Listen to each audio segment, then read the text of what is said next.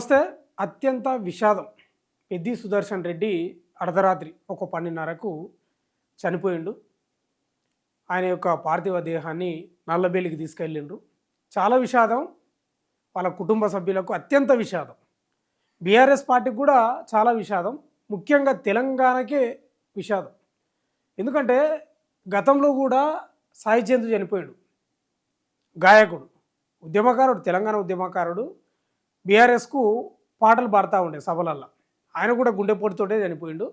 ఒక రకంగా సాయి చంద్ లేకపోవడం వల్లనే బీఆర్ఎస్ అధికారంలోకి రాలేదనే వాదన కూడా ఉంది.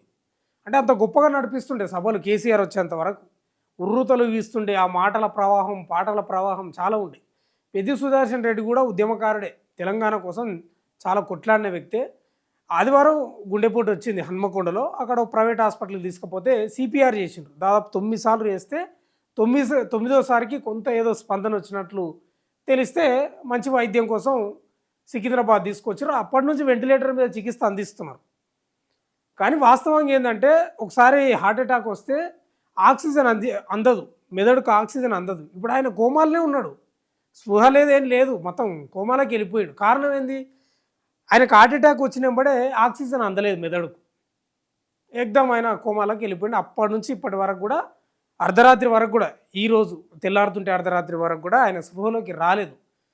ఇక చాలా వైద్యం, చాలా మంచి మంచి డాక్టర్లే చూసినట్టున్నారు, చాలా సీనియర్ డాక్టర్లే. కానీ ఏం చేస్తాం, హార్ట్ అటాక్ వచ్చిన రోజే ఆయనకు మెదడుకు ఆక్సిజన్ అందక కోమాలోకి వెళ్ళిపోయింది. చాలా ప్రయత్నాలు చేసిండ్రు, పరామర్శలు అవి ఇవి. ఆ రోజే అన్నారు, కొన్ని వార్తలు కూడా వచ్చినాయి, చాలా కష్టము, చాలా అంటే చాలా కష్టము అని చెప్పిండ్రు. కానీ ఏదో చూద్దాం ఏమన్నా ఆశలు అనేది అన్నారు. కానీ నిజంగా చాలా నష్టమే. కేసీఆర్ కూడా సంతాపం ప్రకటించడం, కేటీఆర్, హరీష్ రావు వాళ్ళు కూడా రెగ్యులర్గా యశోద హాస్పిటల్కి పోయి పరామర్శించడం, వాళ్ళ భార్య స్వప్నను, కుటుంబ సభ్యులను, వాళ్ళ నీళ్ళను. ఎందుకో బీఆర్ఎస్కు ఉద్యమకారులు దూరం అవుతున్నారు. సాయి చంద్ అట్లే దూరం అయ్యాడు. వాళ్ళకు తీరని శోకం, కుటుంబానికి ఇంకా తీరని శోకం. అసలు సాయి చంద్ పాత్ర చాలా పెద్దది బీఆర్ఎస్కు. అసలు ఆయన బీఆర్ఎస్ సభలు ఉన్నాయంటే సాయి చంద్ పాటలు, ఆటలు మామూలు ఉండకుంటుండే. చాలా బాధపడ్డాడు కేసీఆర్, కేటీఆర్, వీళ్ళు చాలా బాధపడ్డారు. పెద్ది సుదర్శన్ రెడ్డి కూడా చాలా మామూలు మనిషి ఏం కాదు, ఉద్యమకారుడు. ఏది టీఆర్ఎస్ పెట్టినప్పటి నుంచి పార్టీలో జాయిన్ అయ్యి ఆ రోజు నుంచి నడుస్తూనే ఉన్నాడు. దాదాపు 24-25 సంవత్సరాల నుంచి టీఆర్ఎస్లో ఉన్నాడు. మంచి ఉద్యమకారుడే. తెలంగాణ కోసం కొట్లాడి బారాస నేత పెద్ది సుదర్శన్ రెడ్డి కన్నుమూత. బారాస నాయకుడు నర్సంపేట మాజీ ఎమ్మెల్యే పెద్ది సుదర్శన్ రెడ్డి గురువారం అర్ధరాత్రి 12:50 కన్ను మూసిందంట. ఈ మేరకు సికింద్రాబాద్ యశోద ఆసుపత్రి వైద్యులు ప్రకటించారు. ఈ నెల 26న ఉదయం హన్మకొండలోని ఆయనకు ఛాతీలో నొప్పి రావడంతో స్థానిక ప్రైవేట్ ఆసుపత్రికి తరలించారట. వైద్యులు కార్డియాక్ అరెస్టుగా గుర్తించారు. గంట సేపు శ్రమించి, ఆమె పేరు డాక్టర్ పేరు సిపిఆర్ చేసిన డాక్టర్ పేరు కూడా ఏం పేరు ఉంది, మమతారెడ్డి లేకపోతే ఎవరో ఉన్నారు, సబ్జెక్టు కరెక్షన్. ఆమె కూడా ప్రయత్నం చేసింది, చాలా ప్రయత్నం చేసింది. సిపిఆర్ ఆమె చాలా చేసింది. గంట సేపు శ్రమించి 9 సార్లు సిపిఆర్ చేశాక కొంత ఫలితం కనిపించడంతో మెరుగైన చికిత్స కోసం సికింద్రాబాద్లోని యశోద ఆసుపత్రికి తరలించారట. అక్కడ వైద్యులు ఆయనకు వెంటిలేటర్పై ఉంచి చికిత్స ఆరంభించారు. సుదీర్ఘకాలం స్పృహలో లేకపోవడం వల్ల ఆయనలో నాడి సంబంధిత స్పందన కనిపించడం లేదని వైద్యులు తెలిపారు. ఆక్సిజన్ లోపం కారణంగా మెదడుకు నష్టం జరిగినట్లు ఈసీజీ, బ్రెయిన్ ఎంఆర్ఐ, టీసీడీ పరీక్షల్లో సూచనలు కనిపించాయని పేర్కొన్నారు. 5 రోజుల అనంతరం ఆయన గురువారం రాత్రి తుదిశ్వాస విడిచారు. ఈ హార్ట్ అటాకులు ఎప్పుడు వస్తావో ఏందో అర్థం కాని పరిస్థితి. సామాన్య కుటుంబం నుంచి 1974 ఉమ్మడి వరంగల్ జిల్లాలోని మండల కేంద్రం నల్లబెల్లిలో రైతు కుటుంబంలో జన్మించిన సుదర్శన్ రెడ్డి రాజకీయాల్లో అంచెలంచెలుగా ఎదిగారు. తెలంగాణ ఉద్యమంలో కీలకంగా పనిచేసిన ఆయన 2018లో నర్సంపేట నియోజకవర్గం నుంచి ఎమ్మెల్యే గెలుపొందారు. అంటే 2014 కూడా పోటీ చేసిండు కానీ గెలవలేదు. అప్పుడు తెలంగాణ వచ్చిన తర్వాత కేసీఆర్ టికెట్ ఇచ్చిండు నర్సంపేట ఎమ్మెల్యే అభ్యర్థిగా, కానీ గెలవలేదు, ఓడిపోయిండు. 2018లో గెలిచిండు. మళ్ళీ తొలుత కాంగ్రెస్లో ఉన్న ఆయన 2001లో తెరాసలో అంటే టీఆర్ఎస్లో చేరి అదే ఏడాది నల్లబెల్లి జెడ్పీటీసీ సభ్యుడిగా గెలుపొందారు. తెరాస ప్రభుత్వంలో 2015లో పౌర సరఫరాల సంస్థ రాష్ట్ర చైర్మన్గా పనిచేసి 2018లో జరిగిన అసెంబ్లీ ఎన్నికల్లో ఎమ్మెల్యేగా విజయం సాధించాడంట. ఈయన తెలంగాణ వచ్చిన తర్వాతనే పెళ్లి చేసుకున్నాడు. తెలంగాణ వచ్చిన తర్వాతనే స్వప్నను వాళ్ళ వైఫ్ను పెళ్లి చేసుకున్నాడు. ఉద్యమంలో బాగా పనిచేసిండు. హన్మకొండలో కానీ ఉమ్మడి వరంగల్లో తెలంగాణ ఉద్యమం సమయంలో చాలా పనిచేసిండు అక్కడ. ఆ యూనివర్సిటీలలో వెళ్ళి విద్యార్థులను ఉత్తేజం చేయడం. హలో హలో నమస్కారం ప్రకాష్ గారు. నమస్తే. మీరు లైవ్లో ఉన్నారు ప్రజెంట్. మన తొలి వెలుగు ఛానల్ నుంచి మాట్లాడుతున్నాం మేము. చెప్పండి సార్. చాలా విషాదకరం, అత్యంత విషాదకరం. ఇది మమ్మల్ని శూన్యంలో నెట్టిండన్న అన్న. మా జీవితాలు అన్ని శూన్యం అయిపోయినాయి. శూన్యంలో నెట్టిండు. ఎటు చూస్తే ఏదో బతలేదన్న. దిక్కు లేని వాళ్ళం అన్న. మేము నల్ల వెళ్ళోళ్ళం దిక్కు లేని వాళ్ళం అయిపోయినాం అన్న. మాకు దిక్కు వేరే లేదు. ఇక అన్నే మా దిక్కు అనుకున్నాం. కానీ మమ్మల్ని ఇంత తొందర ఇంత శూన్యం అవుతాను, శూన్యం చేస్తాను అనుకునే ఊహించలే అన్న. భగవంతుని వేడుకున్నాను, రావాలని వేడుకున్నాం, కానీ భగవంతుడు కూడా మాపై కరుణించలేదన్న. మాకు మా జీవితంలో మరపురాదన్న. ఇది మర్చిపోలేంది. మమ్మల్ని అన్నకి ఇంత ఘోరమైన చేస్తాడని అనుకోలేదన్న, ఊహించలేదన్న. అన్నతో మాకు సంబంధం చిన్నప్పటి నుంచి అన్న. ఫ్యామిలీ సంబంధాలు మాకు చిన్నప్పటి నుంచి వెళ్ళి ఫ్యామిలీ సంబంధాలు. ఒక ఫ్యామిలీ లాగా ఉండేది, ఒక్క ఇంట్లో మనుషుల లాగా ఉండేది. మమ్మల్ని ఇంత అన్యాయం అవుతుందో ఊహించలేదన్న. మాకు ఇది చాలా బాధాకరం అన్న. డాక్టర్లు కూడా ప్రయత్నం చేసినట్టున్నారు, కానీ ఇక మా అదృష్టం లేదన్న. మాకు అదృష్టం లేదు. 40 నెలలకు మాకు అదృష్టం లేదనుకుంటారా? అదృష్టం లేదని మా బాధ. అసలు చాలా చాలా బాధాకరం అన్న. జీర్ణించుకోలేకపోతున్నా. మా జీవితం శూన్యం అయిపోయింది అన్న. జీవితం శూన్యం అయిపోయింది. మీలాంటి వాళ్ళకి ఇంకా చేదోడు వాదోడుగా నిలవాల్సిన వ్యక్తి ఆయన కూడా రాజకీయ భవిష్యత్తు పెద్ద ఉండే మాకు ఆదర్శంగా ఉండాల్సిన వ్యక్తి అన్న. మేము కొత్తగా అన్న ఆశయంలో పాల్పంచుకోవాలని మీరు రాజకీయాల్లోకి వచ్చినాం. అన్న కూడా అన్నాడు, ఎర్లీ స్టేజ్ లో వచ్చింది కాబట్టి ఇంకా మీకు రాజకీయ భవిష్యత్తు ఉంటుంది, ఫ్యూచర్ ఉంటుంది, మనం ఫ్యూచర్ చేసుకుందాం అని చెప్పి కాన్సెప్ట్ లో అన్న చెప్తుండే. 10 రోజుల క్రితం మాట్లాడినప్పుడు 1.5-2 గంటలు ఇద్దరం కలిసి మాట్లాడినాం. మంచి విషయాలు మాట్లాడుకున్నాం, ఫ్యూచర్ విషయాలన్నీ మాట్లాడుకున్నాం. కానీ ఇంత తొందరలో జీవితం ఇట్లా అయితే ఊహించలేను నేను. మేము ఎడారిలో ఉన్నట్టన్నా. ఎడారిలో ఉంటే దిక్కులేనలో ఉన్నట్టున్నా ఉన్నాము. ఎడారి జీవితం అన్న మాది. అన్నలేని జీవితం మాకు ఎడారి జీవితం.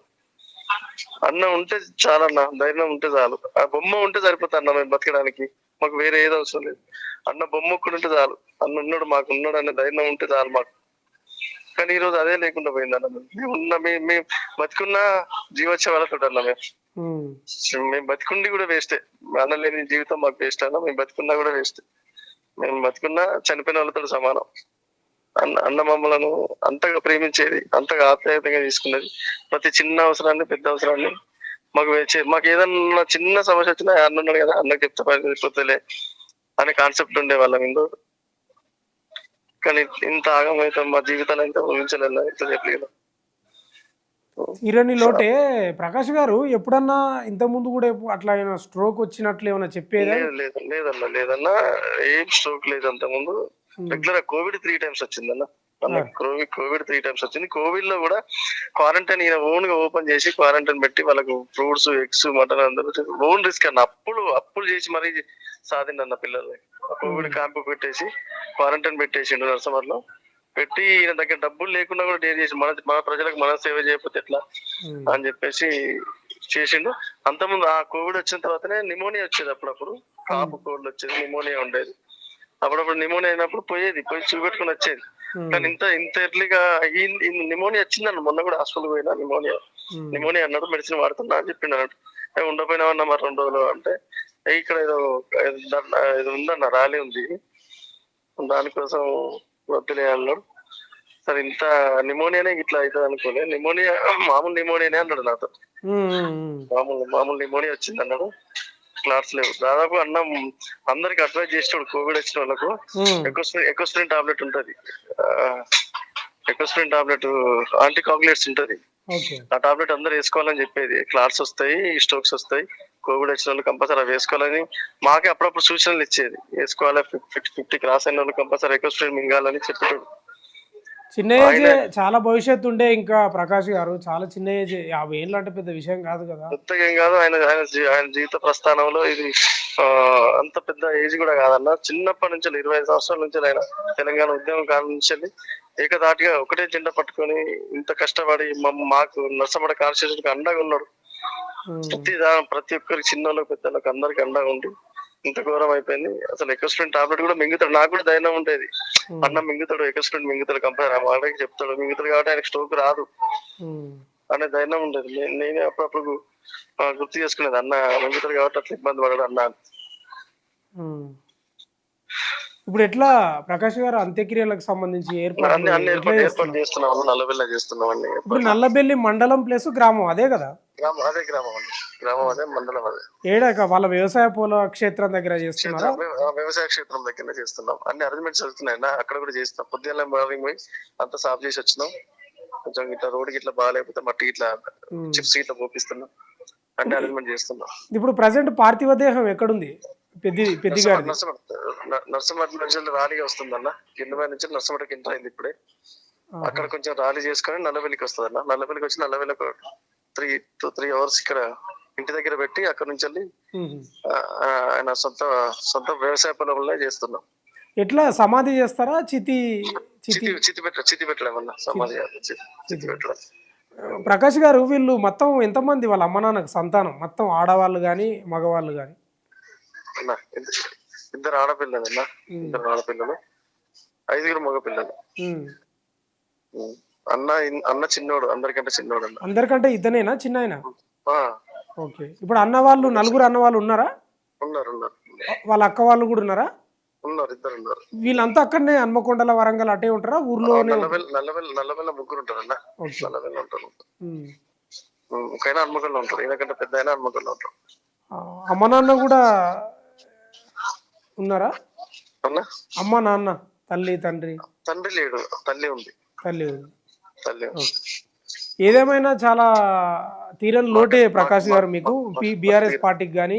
ఎందుకంటే ఆ మధ్యకాలంలో, అంటే ఆ మధ్య అంటే ఇయర్స్ అవుతా ఉంది, సాయి చంద్ చనిపోవడం కూడా మీకు ఉద్యమకారుడు, ముఖ్యంగా బీఆర్ఎస్ పార్టీకి తీసుకుంటే చాలా మీకు తీరని లోట్లే ఇవన్నీ. ఇప్పుడు పెద్ది సుదర్శన్ రెడ్డి యొక్క స్థానాన్ని కూడా భర్తీ చేయడం కష్టమే మరిగా. ఓకే ఓకే అండి, థ్యాంక్ యూ. ఈయన ప్రజెంటు నల్లబెల్లి సర్పంచ్, ఈయన ముఖ్య అనుచరుడు అంట. ఈయన పేరు డాక్టర్ ప్రకాష్ అంట, ముఖ్య అనుచరుడు. చాలా బాధపడుతున్నాడు, ఎంతో అనుబంధం ఉందో, ఏడుస్తూ ఉన్నాడు. అట్లా ఉంటుంది అనుబంధం. మరి ఒకసారి ఈయనకు సంబంధించినవి వ్యక్తి, ఈ రాజకీయ ప్రస్థానానికి సంబంధించినవి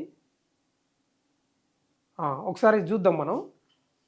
ఈయన ఎక్కడ చదివిండే అనేది ఒకసారి. ఇది పెద్ది సుదర్శన్ రెడ్డి పూర్తి జీవిత విశేషాలు. ఆయన పేరు పెద్ది సుదర్శన్ రెడ్డి, తండ్రి పేరు రాజిరెడ్డి అంట. రాజకీయ పార్టీ భారత రాష్ట్ర సమితి, అప్పుడు టీఆర్ఎస్. నియోజకవర్గం నర్సంపేట, వరంగల్ జిల్లా. ఇక వ్యక్తిగత వివరాలకు వస్తే విద్యార్హత ఏంటంటే ఇంటర్మీడియట్ వరకు చదివిండు. 1991లో వరంగల్ మహబూబియా పంజతన్ కళాశాలలో పూర్తి చేసిండు. 1991లా ఆయన వృత్తి ఏంటంటే వ్యవసాయం, రాజకీయాలు, ప్రధానంగా వ్యవసాయం. ఆయన కూడా చాలాసార్లు చెప్పుకున్నాడు, నేను వ్యవసాయం, మా కుటుంబమే వ్యవసాయ కుటుంబం, నేను వ్యవసాయం వేస్తాను చాలా ఇంటర్వ్యూలో చెప్పిండు ఆయన. వ్యవసాయదారుడు. భార్య నల్లబెల్లి ప్రాంతంలో జెడ్పీటీసీ సభ్యురాలుగా పనిచేసిందంట. రాజకీయ ప్రస్థానం వచ్చేసి తెలంగాణ రాష్ట్ర ఉద్యమ కాలంలో చురుకుగా పనిచేసిందంట. 2014లో నర్సంపేట అసెంబ్లీ నియోజకవర్గం నుంచి పోటీ చేసినప్పటికీ విజయం సాధించలేదు. 2018 అసెంబ్లీ ఎన్నికల్లో బీఆర్ఎస్ అభ్యర్థిగా గెలిచి నర్సంపేట ఎమ్మెల్యేగా ఎన్నికయ్యారు. 2018-23 మధ్య నర్సంపేట నియోజకవర్గ అభివృద్ధికి ఎమ్మెల్యేగా సేవలు అందించారు. 2018లో గెలిచిండు ఈయన. 2023 అసెంబ్లీ ఎన్నికల్లో కాంగ్రెస్ అభ్యర్థి దొంతి మాధవరెడ్డి చేతిలో ఓడిపోయిండు. ఎమ్మెల్యేగా చేసిన ముఖ్య పనులు ఏంటంటే రోడ్ల అభివృద్ధి మరియు గ్రామీణ మౌలిక సదుపాయాల విస్తరణ కృషి చేసినంట. సాగునీటి సమస్య పరిష్కారానికి కూడా చర్యలు తీసుకున్నాడంట. విద్య, వైద్య రంగాల్లో ప్రభుత్వ పథకాల అమలుకు సహకారం కూడా చేసినంట. నర్సంపేట నియోజకవర్గంలో అభివృద్ధి కార్యక్రమాల అమలుపై దృష్టి పెట్టిండు. ఇక ఇవన్నీ ఎన్నికల అఫిడవిట్ చూస్తే 2023 సంబంధించి 49 సంవత్సరాలు ఉన్నాయి. ఇంకా ఆస్తులు, అవి అప్పులు అవన్నీ ఉన్నాయి. ఇక ఎమ్మెల్యే ప్లస్ వ్యవసాయదారుడు, ఆయన వృత్తి వ్యవసాయం. ఎన్నికల అఫిడవిట్ ప్రకారం క్రిమినల్ కేసులు అయితే ఏం లేవు. రాజకీయ శైలి తీసుకుంటే పెద్ది సుదర్శన్ రెడ్డి నర్సంపేట ప్రాంతంలో గ్రామ స్థాయిలో ప్రజలతో మమేకమై పనిచేసే నాయకుడిగా గుర్తింపు పొందారు. తెలంగాణ ఉద్యమం తర్వాత బీఆర్ఎస్లో తన రాజకీయ ప్రస్థానాన్ని బలోపేతం చేసుకుని 2018లో ఎమ్మెల్యేగా విజయం సాధించారు. ఆయనకు వ్యవసాయ రంగంతో అనుబంధం ఉండడం వల్ల రైతుల సమస్యలపై కూడా దృష్టి పెట్టి, మీకు ఓ విషయం తెలుసా, ఈయనకు వ్యవసాయం చేయంది ఉండలేడు, పొలాలకు పోంది ఉండలేడు, వరి నాట్లు నాటంది ఉండలేడు. అట్లా ఉంటుందంట ఆయనకు వ్యవసాయం మీద మక్కువ. మీరు ఎక్కువ శాతం నియోజకవర్గంలో ఉంటాడు, అక్కడనే ఉంటాడు ఆయన. ఎక్కువ హైదరాబాద్లో ఉండడం చాలా తక్కువ. హన్మకొండలో అక్కడనే ఉంటాడు వాళ్ళ నియోజకవర్గంలో. రైతులతోటి వ్యవసాయంతో అంత అనుబంధం ఉంది. ఎందుకంటే వాళ్ళది వ్యవసాయ కుటుంబం పూర్తి స్థాయిలో. మంచి పొలం, మంచి ఎకరాలే ఉన్నట్టున్నది. చిన్నప్పటి నుంచి కూడా ఈయన చిన్న ఆయనంట. 2 అక్కలు, మొత్తం 5 మంది అన్నదమ్ములు. ఈయన అందరికంటే చిన్న ఆయనంట. తండ్రి చనిపోయినంట రాజిరెడ్డి, తల్లి ఉందంట. ఏదేమైనా వాళ్ళ కుటుంబానికి అత్యంత విషాదకరం, బీఆర్ఎస్ పార్టీకి విషాదకరం. ఇక ఆయనకు న్యూమోనియా అని చెప్తా ఉన్నాడు.